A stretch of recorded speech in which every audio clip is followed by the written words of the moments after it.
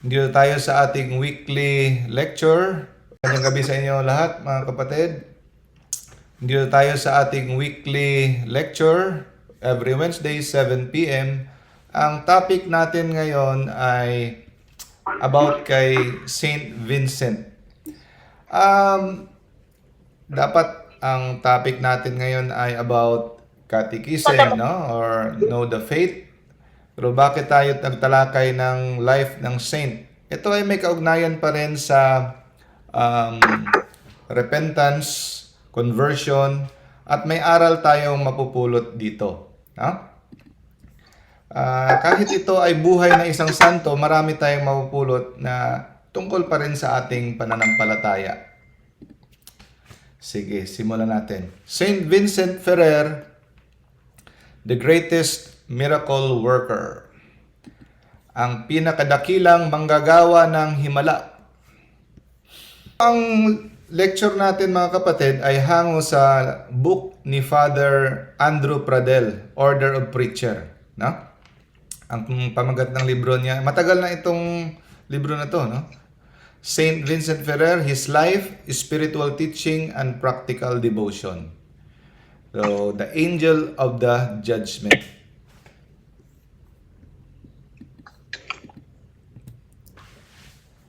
John chapter 14 verse 12, ang sabi ni Jesus, sasabihin ko sa inyo, kung sino man ang naniniwala sa akin, ay makakagawa ng mga ginagawa ko. At magagawa niya higit pa sa mga ito. No? Dahil ako ay patungo sa aking Ama. Take note, He can do even greater things than this. Nung nabasa ko ito, matagal ko na itong nabasa, nung nagbabasa tayo ng Bible, sabi ko, hindi ko maintindihan. Mas higit pa? Greater pa? Diyos na yan no? Mas higit pa tayo sa magagawa ni Jesus. Pero, akala ko figurative lang. Dito ko naalala nung nabasa ko ang life ni Saint Vincent Ferrer. Dito ko nasabi na literal pala talaga, hindi figurative. No? Higit pa sa mga ginawa niya na record sa Bible, ang pinanggagawa na himala ni Saint Vincent. Ito. From the words of Father Pradel, no? Meron daw santo na napakadakila, isa sa pinakadakilang santo sa kasaysayan ng ating simbahan. Sa kasaysayan mismo ng ating simbahan. Ngunit ang kanyang buhay ay tila na kalimutan na. No? Na natabunan na, nakalimutan na ng kasaysayan. Etong santo na ito ay gumawa ng mga himala sa isang araw. Ang mga himala na nagagawa niya sa isang araw ay minsan ay hihigit pa sa mga himala na ginawa ng ibang santo sa buong buhay nila. Hihigit pa ang ginawa niyang himala or milagro sa isang araw kumpara sa himala na ginawa ng isang santo sa buong buhay niya. Ganun kadami ang himala na ginagawa ng santong ito. The greatest miracle worker. No? Nakakamangha, di ba? Ang sabi, kukulangin daw ang libo-libong mga pahina ng aklat para isalaysay ang kwento ng kanyang mga himala. Ganun kadami. Sabi ni Saint Louis Bertrand, nagpatotoo si Saint Louis Bertrand, no? Pinatunayan niya na pinagkalooban daw si Saint Vincent ng napakamaraming himala para mapatunayan ang kanyang mga pangaral, kanyang mga turo.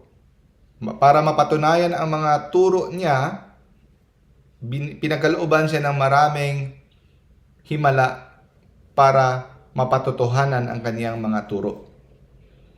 At wala pang kahit sinong santo sa kasaysayan ng simbahan mula pa sa mga panahon ng mga apostoles hanggang sa panahon natin ang nakagawa ng mas marami pang himala kumpara sa mga ginawang himala ni Saint Vincent Ferrer.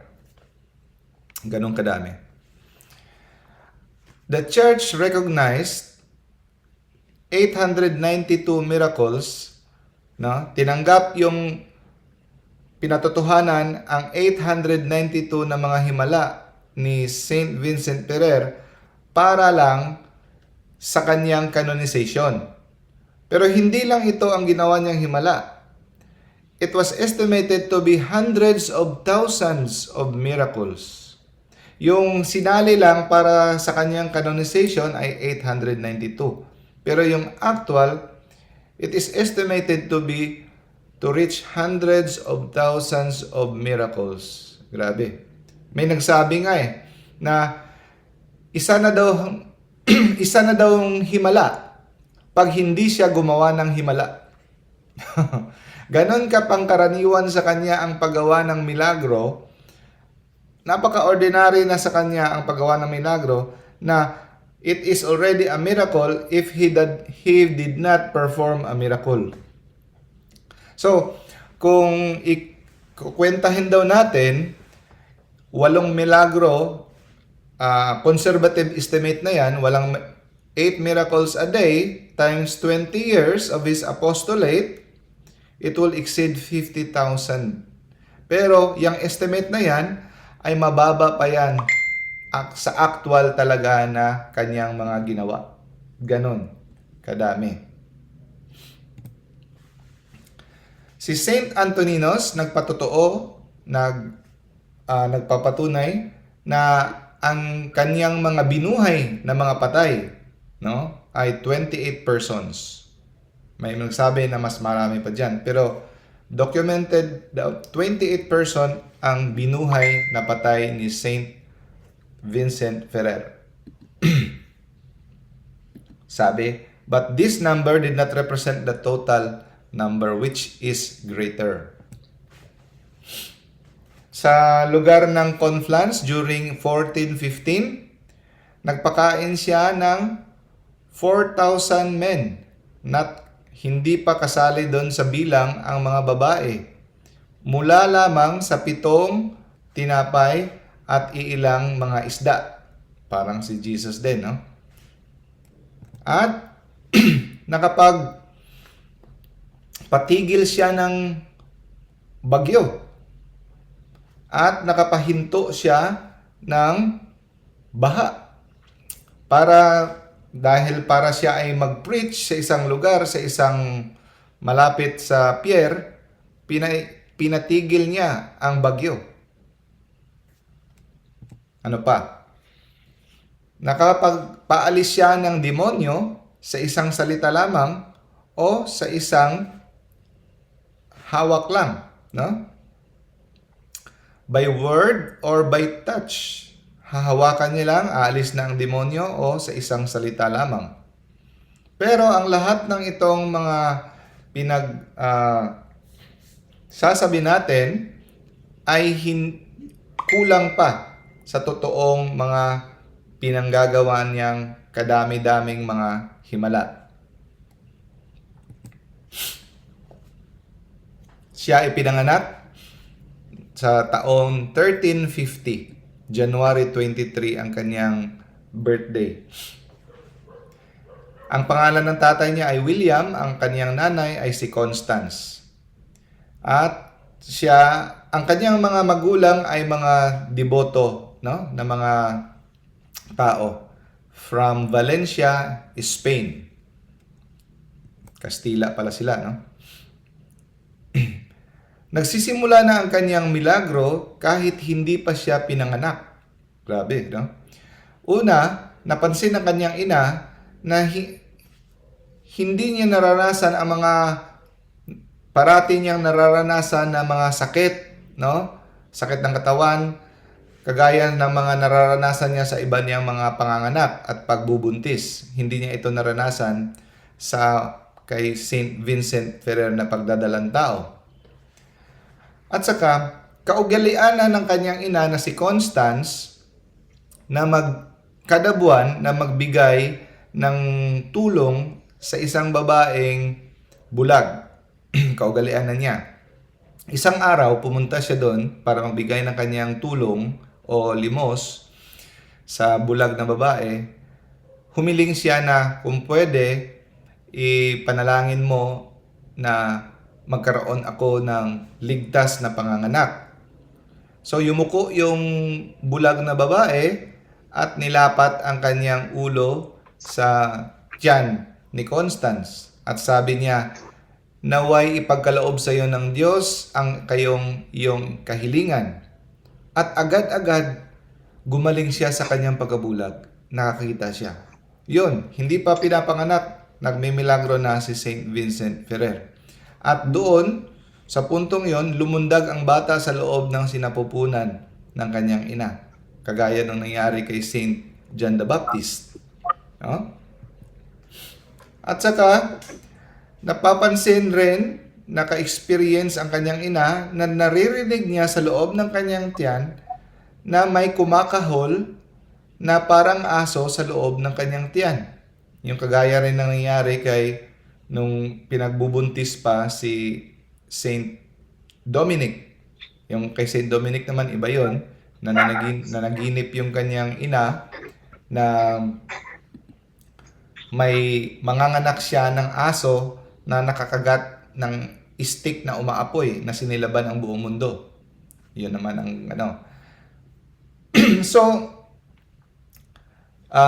naririnig niya na may tila aso na kumakahol sa loob ng kanyang tiyan. At saka ilang linggo bago ipinanganak si Saint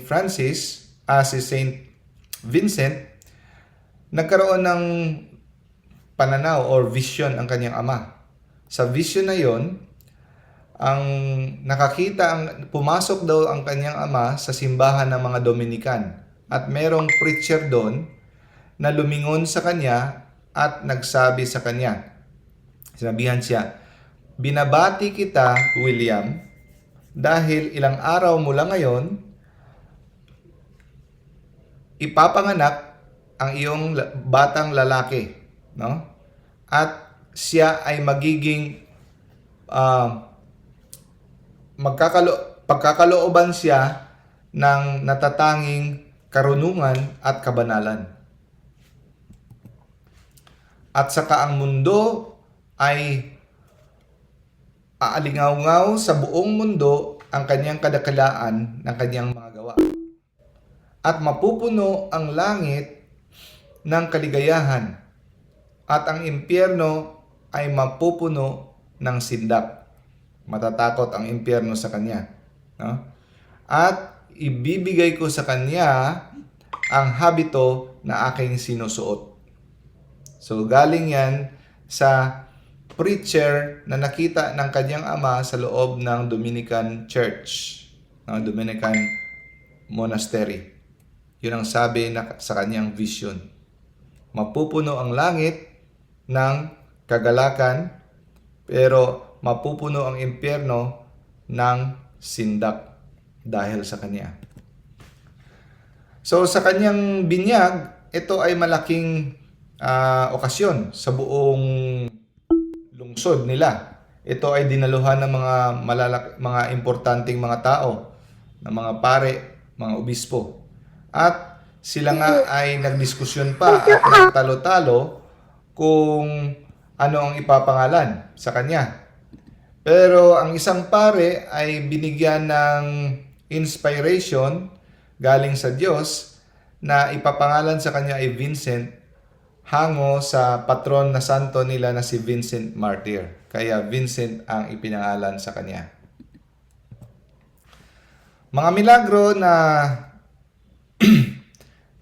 ginawa niya nung siya ay bata pa. Sanggol pa lang siya, kinakarga pa lang siya, nagkaroon ng malaking drought or tagtuyot sa kanilang lugar. Ito ay sanhi ng mga gutom, no? Dahil sa drought. Walang ulan, ilang buwan siguro or taon siguro, hindi sinabi. Tapos nagdarasal ang mga tao na bigyan sila ng ulan.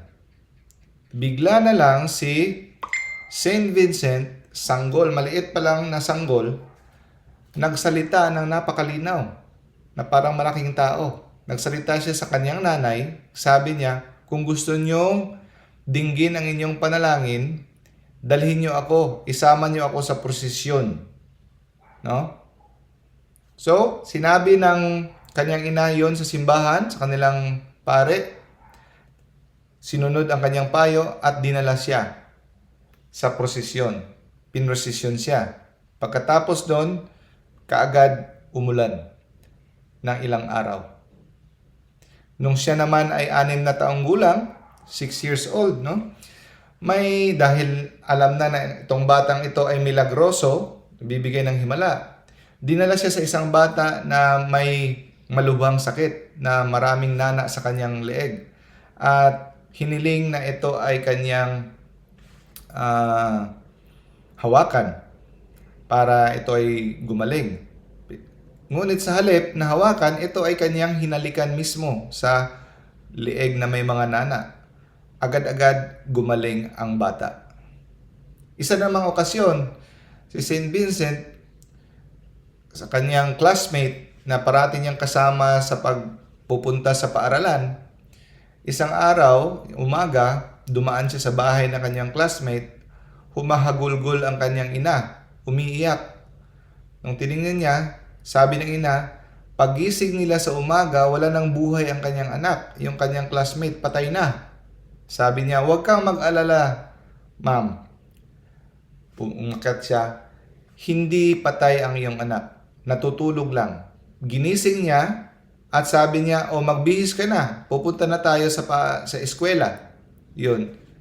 Nabuhay ang bata na parang walang nangyari. Nagbihis at sumama sa kanya sa eskwelahan. Yun ang isa sa mga konting mga milagro na nakadokumento sa kanyang pagkabata.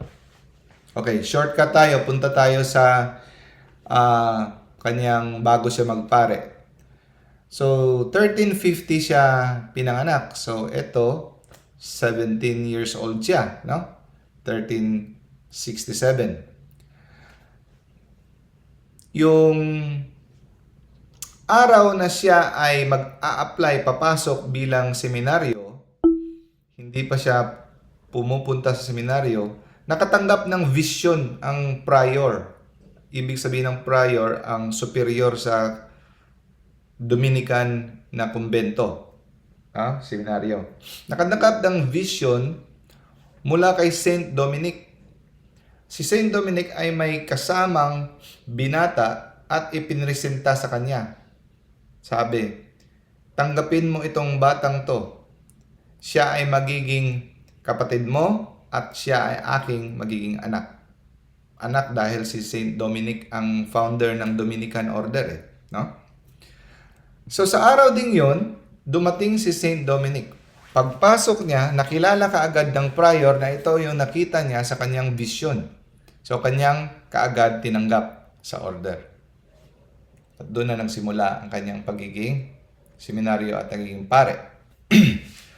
So, doon sa loob ng konbento, seminaryo, nagpasya si Saint Vincent na gayahin, no, ng masinsinan ang buhay ni Saint Dominic. Siya ay matyaga sa kanyang mga pagdarasal, sa kanyang mortification. Ano bang ibig sabihin ng mortification? Yung pagtatakwil ng yung mga kamunduhan, yung mga pagnanasa, ng yung laman, no? Pagtatakwil ng yung mga pagnanasa ng laman. Yung mortification, parang pinapatay mo ang yung mga worldly desires. Yun. At saka hindi niya pinapalampas ang kanyang mga penitensya, hindi niya nilalaktawan, no? Siya ay nagfa-fast regularly every Wednesday and Friday every week. Siya ay matyaga sa kanyang mga penitensya at saka mga puasa. Ang kanyang mga pagdarasal ay mahaba at taimtim. At siya ay merong debosyon sa pasyon ng ating Panginoong Hesukristo. The Passion of our Lord Jesus. At sa ulado niya ang buong Biblia by heart. Grabe, no? Kaya totoo talaga yung prophecy sa dream ng kanyang tatay na magkakaroon siya ng prodigy of learning. Grabe ang kanyang kaalaman. He knew the whole Bible by heart. At saka meron siyang malalim na kaalaman sa Hebreo. Ang hirap-hirap ng Hebreo. Hirap nang basahin. Halos memorized niya. He had a thorough knowledge of Hebrew at pwede siyang makakote ng mga teksto sa Old Testament sa Hebrew from memory alone. Grabe. Talo pa si Brother Wendell. Si Idol Wendell. At saka meron siyang encyclopedic knowledge. Para siyang encyclopedia. Alam niya ang mga buhay at saka mga turo ng mga doctors and fathers of the church. No? Church fathers, marami. Almost 100 mga church fathers, apostolic fathers, post-apostolic fathers, Latin fathers, desert fathers, dami. No? Fathers of the church. At saka yung doctors of the church, meron tayong 35 or 36 doctors of the church. In the spring of 1375, meaning ano na siya, 25 years old, pare na siya, no? Nagkaroon ng famine, tigutom. Maraming taong apektado, siguro marami ring namatay. Almost 20,000 starving people nagtungo sa public square at saka nagprosesyon at saka nagprayer, no? To obtain God's providence, to obtain God's mercy. Yun, nagmamakaawa na matigil na ang tigutom or famine. At the end of the procession, no, sa public square, biglang nangaral si Father Vincent or Brother Vincent ang tawag sa kanya. At minungkahi niya sa mga tao na magsisi sa kanilang mga kasalanan. Dahil ang sabi niya, ang dahilan ng famine na ito, ng tigutom na ito, ay parusa sa kanilang mga kasalanan at sa kanilang pagtalikod sa utos ng Diyos. Sa kanilang nakalimutan na nila ang banal na utos ng Diyos. Minungkahi niya na sila ay magsisi at magbalik loob at maglubos na magtiwala sa banal na awa ng Diyos. So matagal na itong divine mercy. Siyempre kahit even sa Old Testament meron na. Pero pinadiinan na magtiwala sila sa divine mercy, sa banal na awa ng Diyos. Ipaubaya nila ang kanilang mga sarili sa awa ng Diyos. At nagdeklara siya na mamayang gabi may 2 barko na dadaong dito sa pier puno ng mga trigo or wheat. So, hindi siguro tayo pa nakakita ng wheat. Sa atin, ang counterpart dito, bigas. Lagay na natin bigas. Puno ito ng bigas. Pagkarinig ng mga tao, nairita sila. Ang iba nagalit dahil alam nila na masama ang panahon. Imposible na may makakadaong na barko sa panahon na yon na bumabagyo. Imposible. So tila ba nagbibigay siya ng paasa na hindi naman totoo. Nairita sila nung pagsabi niya, huwag kayong mag-alala dahil mamayang gabi may dadaong dito na 2 barko na puno ng bigas. Okay. Hindi lang ang mga tao na irita, kundi ang mga kasamahan niya rin sa kumbento. Pinagsabihan siya nga na kanyang superior, huwag kang ganyan. Huwag kang magbigay ng paasa sa mga tao na magbigay ng prophecy na ganyan. Hindi mo alam ang dinadanas ng mga tao tapos ganyan ka. Pinagsabihan siya. At binigyan siya ng utos, no? Na mula ngayon, hindi ka na pwedeng gumawa ng kahit ano na makapagbigay ng atensyon sa iyo, no? Na makakuha ng atensyon patungo sa iyo. Kahit anong mga himala o anong mga gawain na makakuha ng atensyon sa mga tao.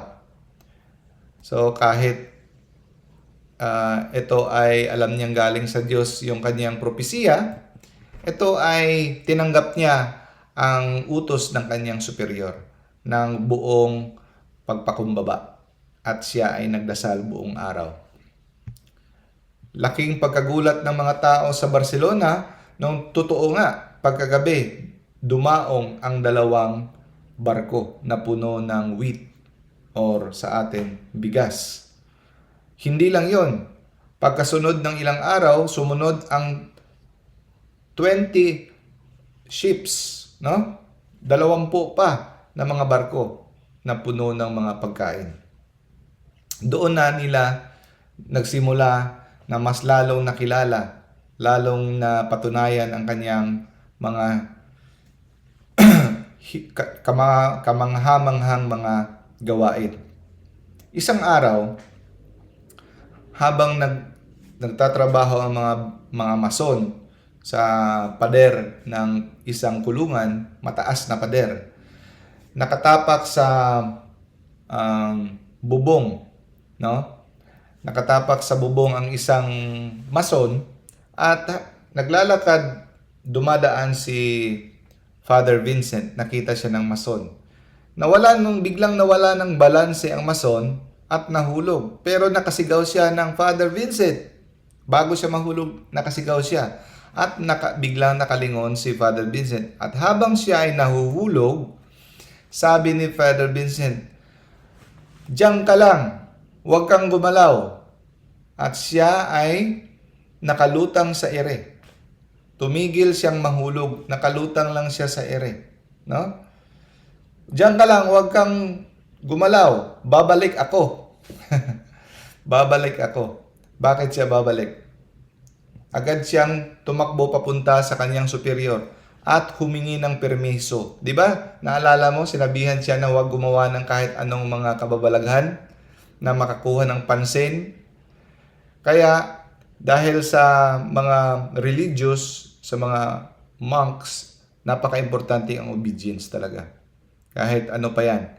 So dahil sa kanyang obedience, bago niya tinuloy ang kanyang pagtulong, hiningi niya ang permiso ng kanyang superior. Sabi niya, "Father, merong tao doon na nahulog, nakalambitin sa ere. Pwede ko ba siyang tulungan?" Sabi niya, "Saan na yung tao? Naghihintay." "Naghihintay? O sige, tapusin mo kung ano yung ginawa mo. Tapusin mo yon." "O, salamat." Bumalik siya doon. Pagbalik niya, marami ng mga tao ang nakanganga, no? Na nakikita nila may tao na nakalutang sa hangin. At doon niya sinabi, "Ang superior ko ay nagbigay ng pahintulot na pwede ka nang bumaba." Doon, dahan-dahan na bumaba ang tao at lumapag sa lupa. Grabe.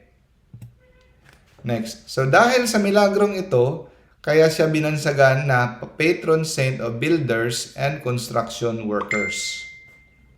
Okay. Punta na tayo sa kanyang mission. Itong mission niya, grabe, nakakamangha. Pero bago tayo pumunta sa kanyang mission, intindihin natin ang kanyang background sa kanyang panahon, no? Para mas nating maintindihan kung ano kahalaga at ano katindi ng kanyang misyon. Sa kanyang panahon, nangyari ang The Great Western Schism. Alam niyo ba yan mga kapatid? Yung Great Western Schism. Yan ang panahon na tatlo ang ating Santo Papa magkasabay. Hindi na alam ng mga tao kung sino yung susundin. Kasi ang kada Santo Papa na ito ay ine-excommunicate nila ang bawat isa. Merong isa sa Rome, merong isa sa Avignon, merong isa sa Pisa, no? So, bigyan ko kayo ng ano lang, parang summary lang para maintindihan niyo yung Great Schism. No? Nangyari ito 1378. So, si nung inelect si Pope Urban VI, maraming mga kardinal ang nagalit sa kanya dahil napaka-higpit at napaka-stricto niya. Hindi nila nagustuhan ang kanyang ugali. Kung sa ano pa ang pag-describe nila sa kanya, napaka-brutal niya. Higpit, stricto, grabe. Kaya umalis sa mga kardinal at tumungo ng Avignon, France. At doon, sabi nila, hindi daw legal ang pag-elect kay Pope Urban VI dahil ay pinilit lang sila. Kaya nag-elect sila ng bagong Pope sa Avignon, Pope Clement VII. At saka, yun, dalawa na ang Santo Papa. Si Pope, si Saint Vincent Ferrer, dito siya, ang kanyang side, dito siya nag-side sa Avignon, France. Sila ni Saint Rose of Lima, dito naman sa Saint Catherine of Siena dito sa Rome, no? Nahati ang Christianity. Tapos yung pumalit, nung namatay na sila, pumalit si Pope Boniface IX sa kabila sa Rome at saka si Pope Benedict XIII. Tapos para ma-resolve ito, no, gumawa ng Council of Pisa in 1409. Tapos hiniling nila na mag-resign ang dalawang Santo Papa para pumayag itong sa Rome, pero si Benedict matigas talaga, hindi siya nag-resign, kaya nag-elect sila ng bagong Pope sa Council of Pisa. Alexander V, naging tatlo na, naging mas magulo. Kanya-kanya silang excommunicate. Tapos, ang kanyang successor ay si Pope John the 23rd, no? At saka, dumating ang araw na gumawa naman sila ng isang pang-council, Council of Constance sa 1414, at doon na hiniling nila na mag-resign si Pope Gregory the 14 at saka si Benedict the 13. So, hindi pa rin. Kaya pinilit na talaga ni St. Vincent Ferrer na mag-resign si Benedict the 13. Hindi pa rin siya, kaya kinundina na siya ni St. Vincent Ferrer. Tapos, pero nag-end ang schism sa 1414. Ito na ang Pope, si Pope Martin V. Siya na ang huling Pope na natapos ang schism. Doon na nagwakas sa kanya. Si Clement XIII na successor ni Benedict, kusa siyang nag-resign at binigay niya ang authority kay Martin V. So, 1414 natapos. So, kung tanongin nyo, sino ba ang totoong Pope dito sa kaliwa? Lahat itong nasa Rome, sila ang in-acknowledge ng simbahan na mga Pope. Itong sa kaliwa, sila ay mga anti-popes ang tawag. No? Yun. A little background of the Great Schism. Avignon, France, Council of Pisa, at saka finally settled in the Council of Constance, 1414. So, yun ang pinaka-masalimuot at pinaka-madilim, pinaka-magulo na kasaysayan ng Kristyanismo. Imagine, 3 Pope, no? At saka, tila ba pinakawala ni Satanas ang lahat niyang mga kampon at binuksan niya ang impyerno. Dahil laganap ang erehiya sa panahong yon, nagse-celebrate ng Black Mass, yung mga laman loob ng mga batang paslet, kinukuha ng mga sorcerer at inaalay sa demonyo, no? Tapos Gnosticism nagbalik, no? Dati yung Gnosticism sa panahon ng mga apostoles yan, nawala, bumalik na naman.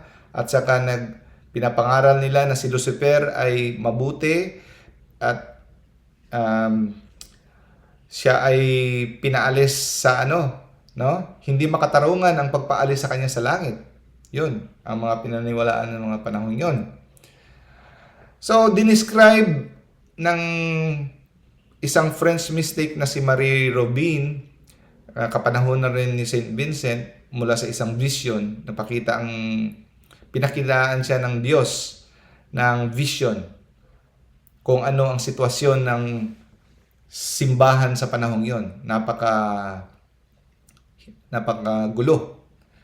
All the priests, bishops, cardinals, and pope were gathered around sa vision. They were simply dressed, but their words were lying. Kasinungalingan ang nasa kanilang mga bibig. At sa harap nila ay ang mga kaluluwa ng mga taong na impyerno na gustong seek ng revenge, no? Dahil hindi sila natulungan na maligtas dahil sa kapabayaan nitong mga clergy, meaning ng mga pare, obispo at santo papa, no? Dahil sa kapabayaan ng mga pare, sila ay hindi naligtas at gusto nilang gumanti, no? At kung si Saint Vincent ang mag-describe sa kanyang time, sabi niya, hindi ako naniniwala na meron pa sa kasaysayan na hihigit pa sa imoralidad, sa kalaswaan, sa karangyaan at sa kahambugan ng simbahan sa panahon nito. Wala na daw hihigit pa sa kahambugan, sa karangyaan, sa kalaswaan, sa kahalayan, no? Ang simbahan niya.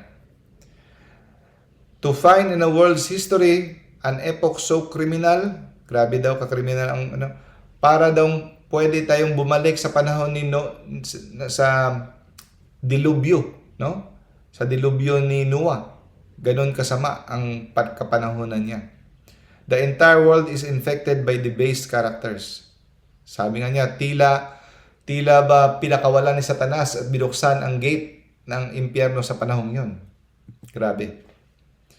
So kaya pinadala ng Diyos si Saint Vincent sa panahong yon kasi kailangan talaga ng isang matinding mangangaral, no?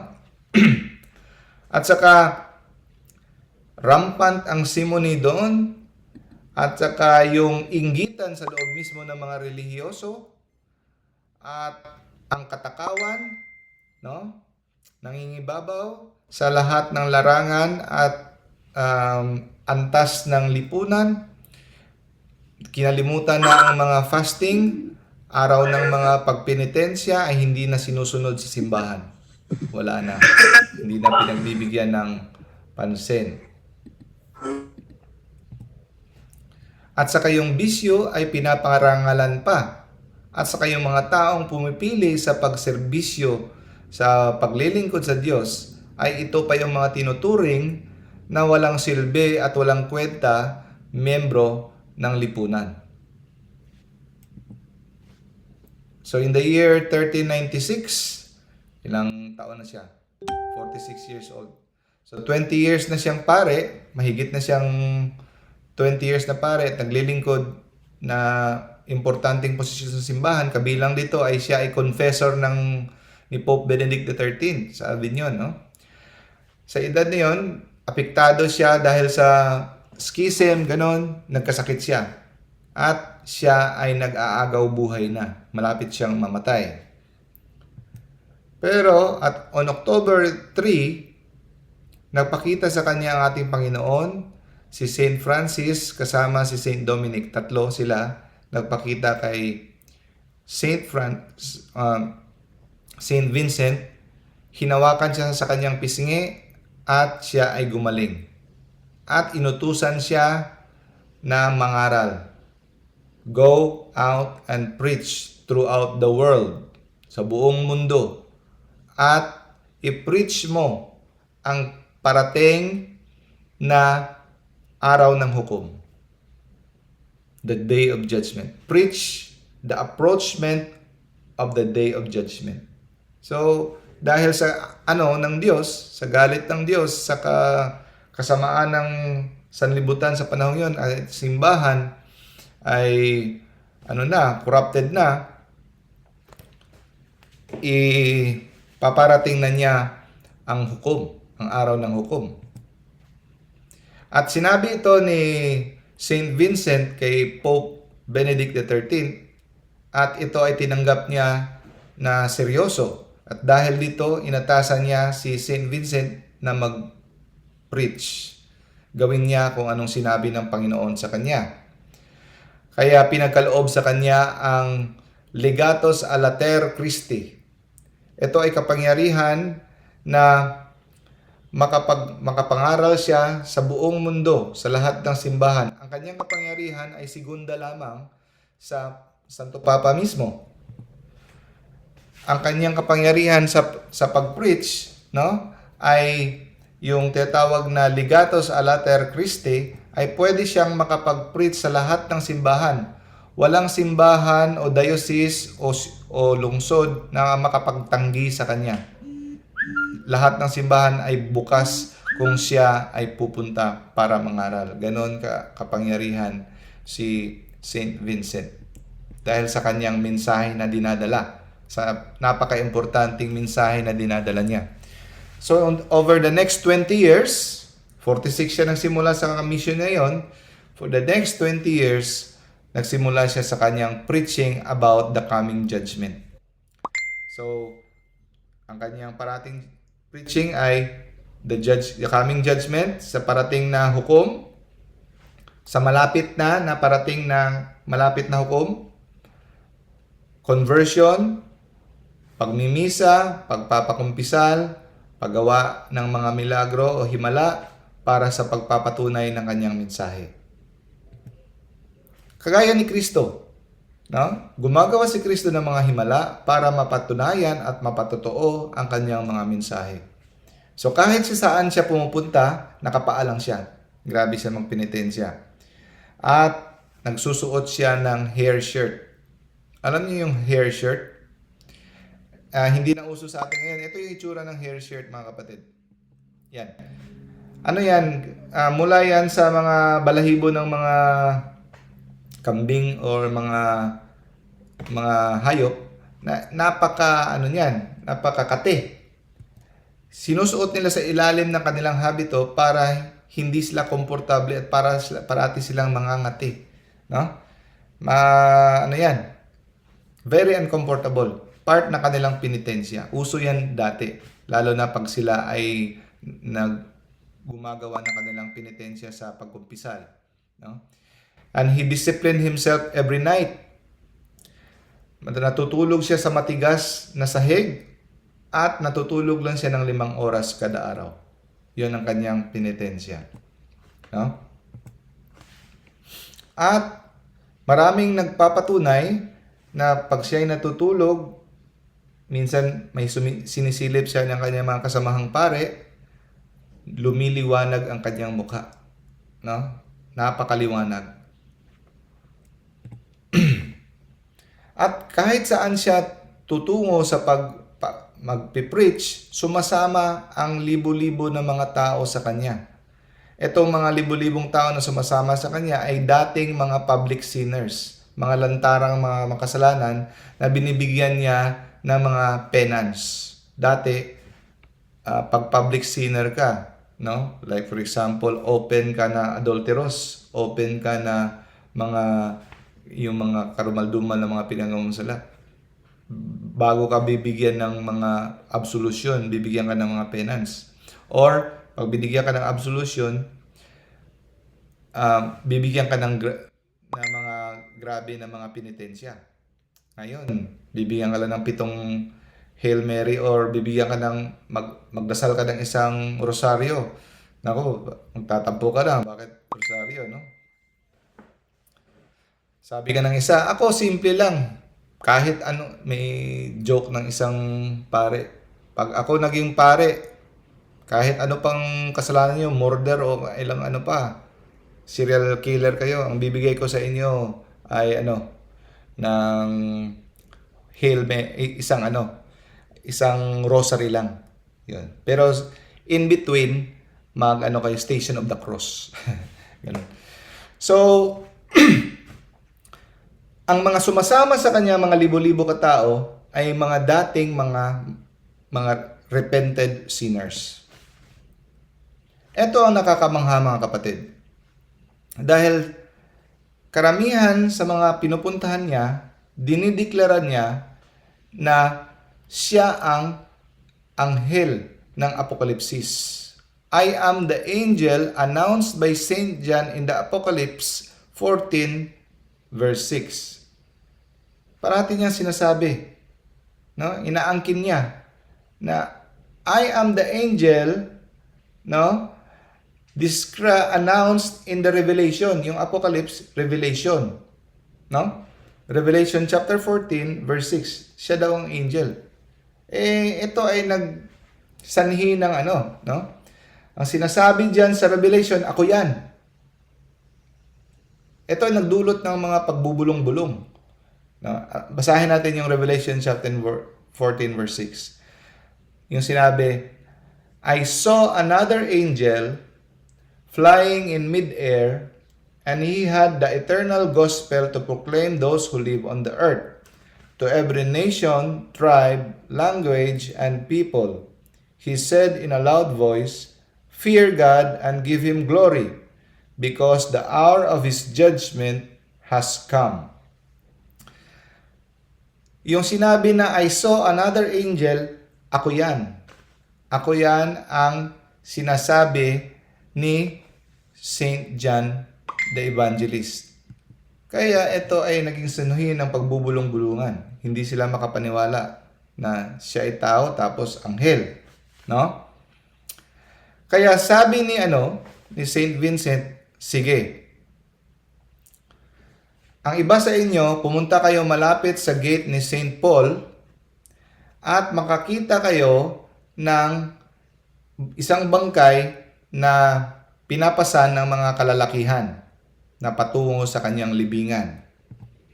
Dalhin nyo dito yung kabaong, yung bangkay, at maririnig nyo ang pagpapatunay ng sinasabi ko. Kaya sinunod yung sinabi niya at naghintay ang mga tao, ang madla. Dinala yung bangkay, isang babae, sa loob ng kabaong. Pagdating doon, binuksan yung kabaong at sinabi niya, babae, tumayo ka. Sabihin mo sa kanila kung sino ako. Biglang tumayo ang babae at nagsabi, ikaw, Father Vincent, ang anghel ng Apokalipsis, kagaya ng sinabi mo sa kanila. You, Father Vincent, are the angel of the Apocalypse, as you have already told this vast assembly. Bumalik, humiga ang babae at naging bangkay ulit. Dahil doon, nilagyan nila ng cross kung saan nangyari yung matinding kamangamangang himala na yon. At doon, lalong napatunayan na totoo ang sinasabi ni Saint Vincent. Pag siya ay nangaral, nag-preach, pupunta siya sa isang lugar. Ito yung routine niya, no? Pupunta siya sa principal church, kung anong principal church ng lugar na yon. Tapos pupunta siya sa Blessed Sacrament, magdarasal siya doon. And then, madaling araw, magmamas na siya. Pagkatapos niya magmisa, magsimula na siya mag-preach. Ang preaching niya, ganun parati, the coming judgment, yung palapit na hukom na mangyayari kung hindi sila magsisisi at magbalik loob at magbabagong buhay. No? Ito pa ang nakakamangha mga kapatid. Pag siya ay nag-preach, ang lingwahe na ginagamit niya ay native Spanish ng Valencian dialect. Yun lang ang gagamit niya. Pero naiintindihan siya ng kahit sino. Kahit ang nakikinig sa kanya French, Italian, English, Greek, German, nakakapagtaka, naiintindihan siya. As if na siya ay nagsasalita sa kanilang native language. Kahit hindi lang language, sa kanyang native idiom. Mga idiomatic expressions, kuha pa niya. Pero ang lingwahe niya, Spanish lang. Hindi maintindihan, hindi ma-explain, naiintindihan siya. At dahil sa kadami ng nakikinig sa kanya, libo-libo, hindi na kumakasya sa simbahan, doon siya sa public square. no? Or sa plaza. At hindi lang 'yon, nakatayo pa at nakaupo, umaabot sa bubong ng mga gusali sa nakapalibot ng public square. At wala pang microphone noon. Wala pang mga sound system noon. Pero kahit anong layo, even miles away, nakatayo ang mga tao, naririnig at malinaw na malinaw ang kanyang boses. Ganon. He was clearly heard by all, even if the distance was miles away. Isang Biyernes Santo, umabot ng 30,000. May ibang document nagsabi 50,000 pa nga ang nakikinig sa kanya. At siya ay nagpe-preach for 6 hours straight, walang pahinga. 3 to 6 hours straight. No? At kahit yung mga taong nakikinig ay hindi napapagod sa pakikinig sa kanya. Ganon ka-powerful ang kanyang preaching.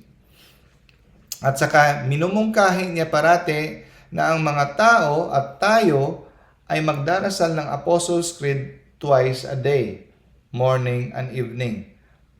Depensa against the errors of our faith, para hindi tayo daling malihis. To remind always of our faith. No? Apostles' Creed each morning and evening. At saka ang sabi niya parati, nire-remind niya parati na ang ating faith, pananampalataya, ay nakaugat sa simpleng pagtalima, sa simpleng pagsunod sa utos ng Diyos, sa salita ng Diyos. Yun.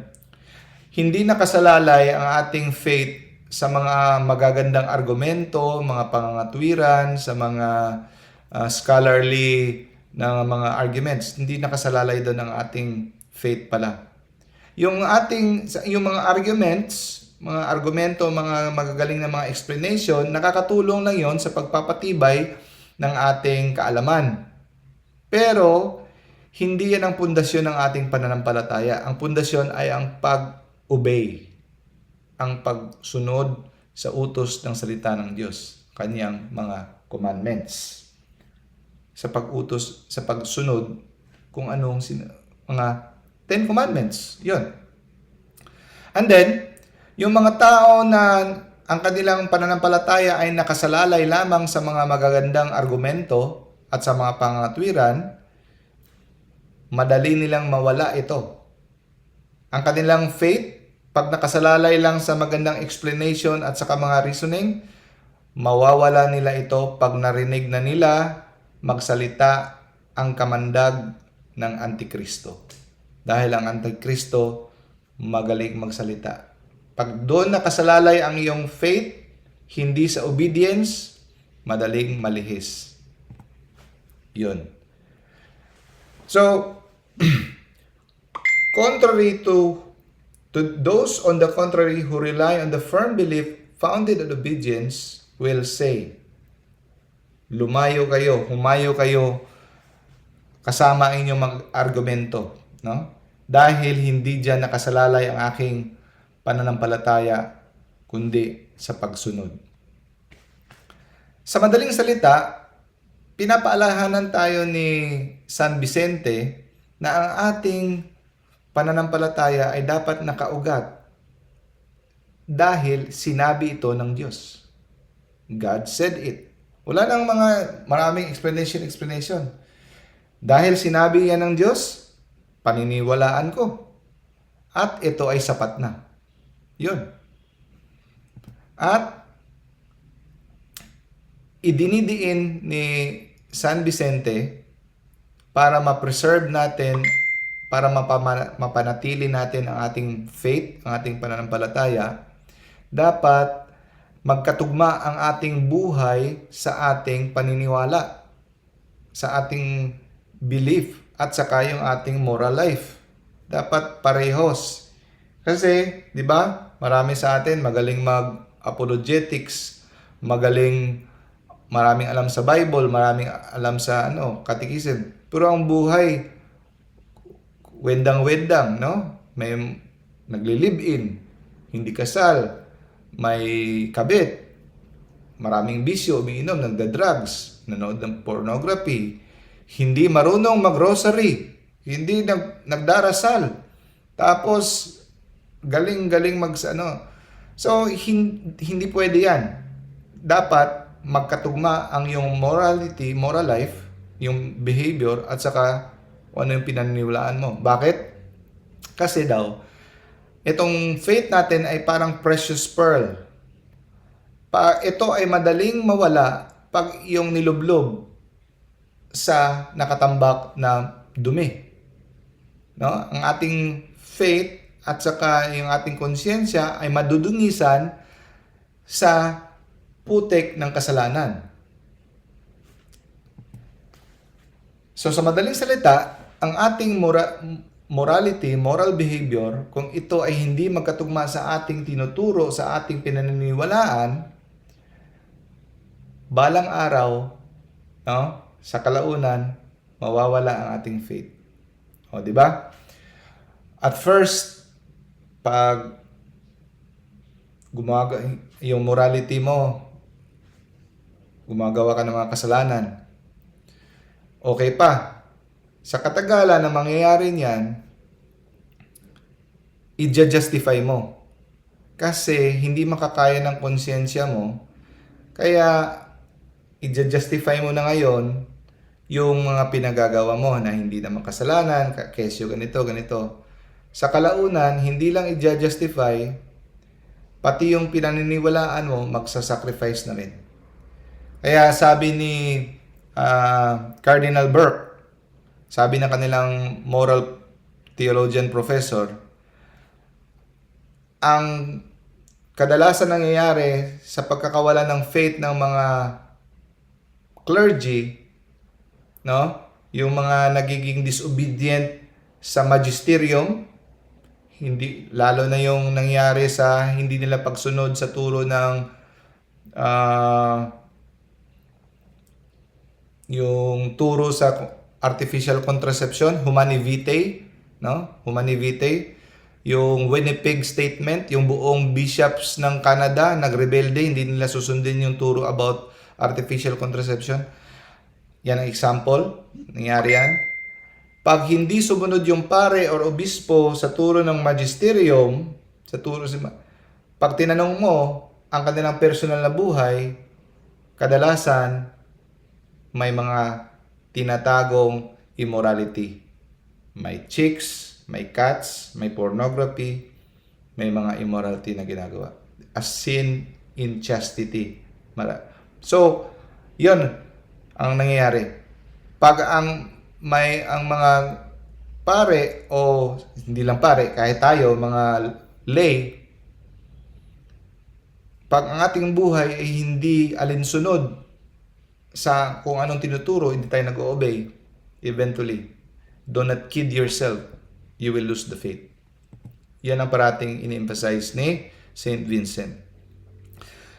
Yung boses ni St. Vincent ay nagdadala ng kapangyarihan ng Espiritu Santo na mga tao ay nadadala sa pagbabagong buhay at pagbabalik loob.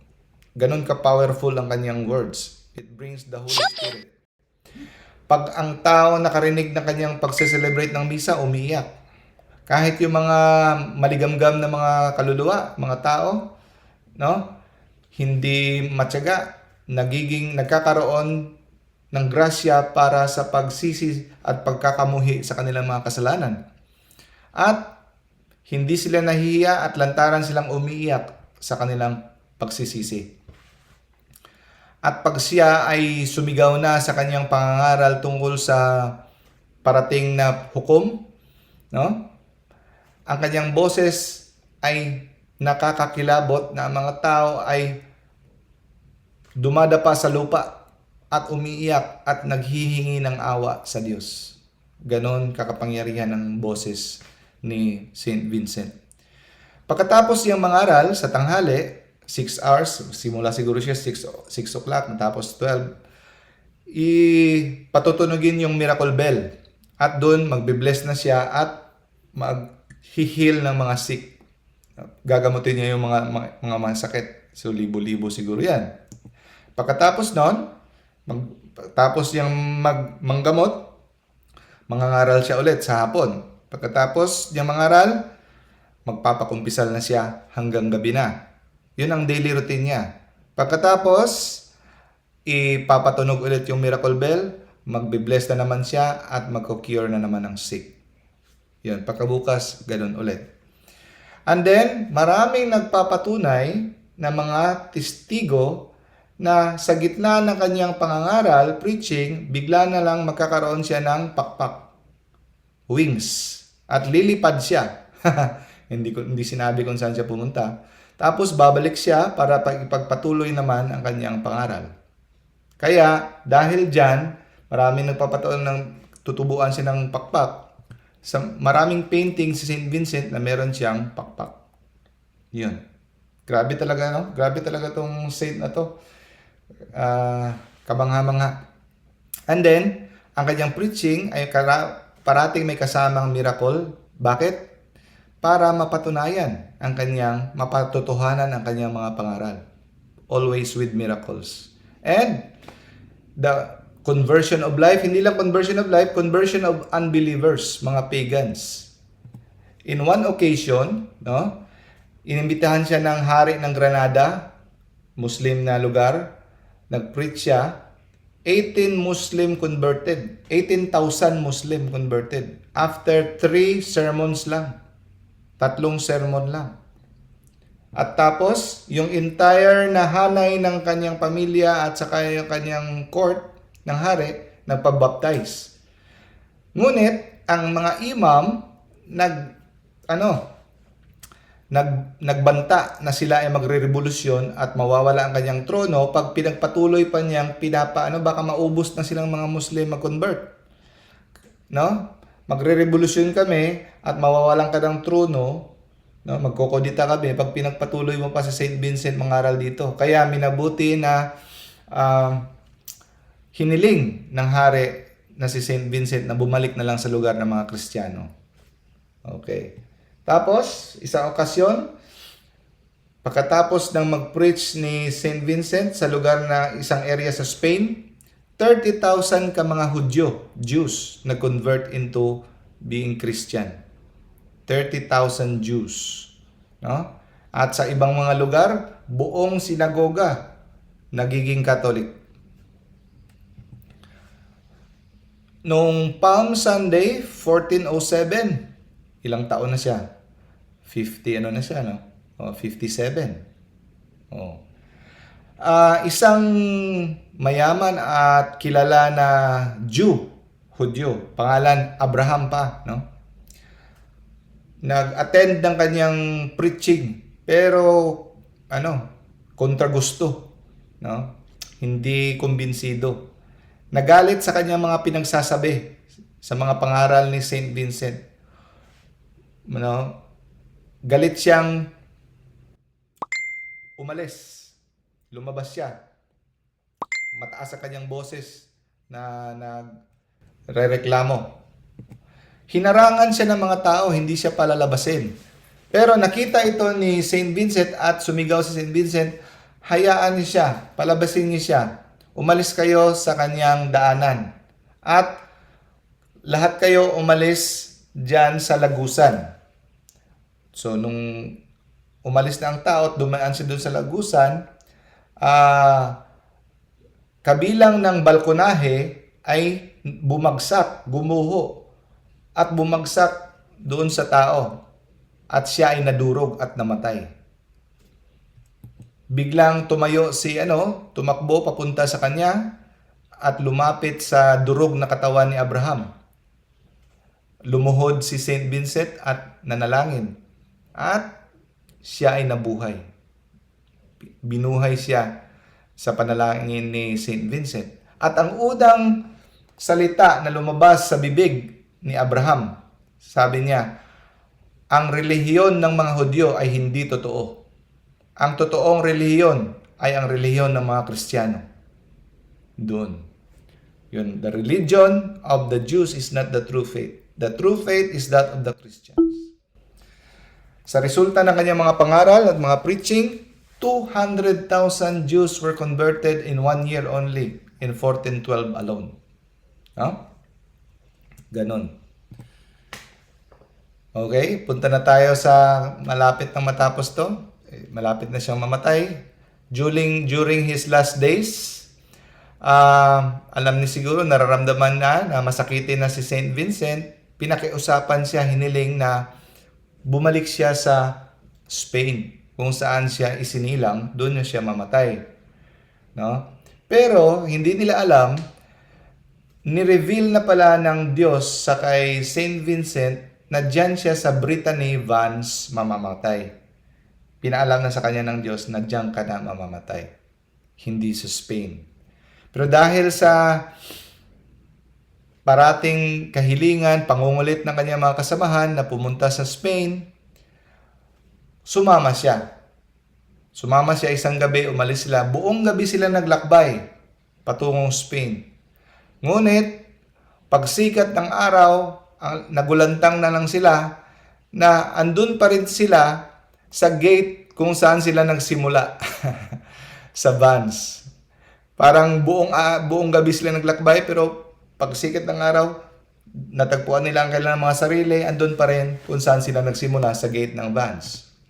Sabi ni Saint Vincent, mga kapatid, huwag na lang tayong mag-usap tungkol dito ulit. Huwag na natin tong pagtaluhan. Kasi napakalinaw naman na makita natin na ito ay kalooban ng Diyos na dito na ako mamamatay.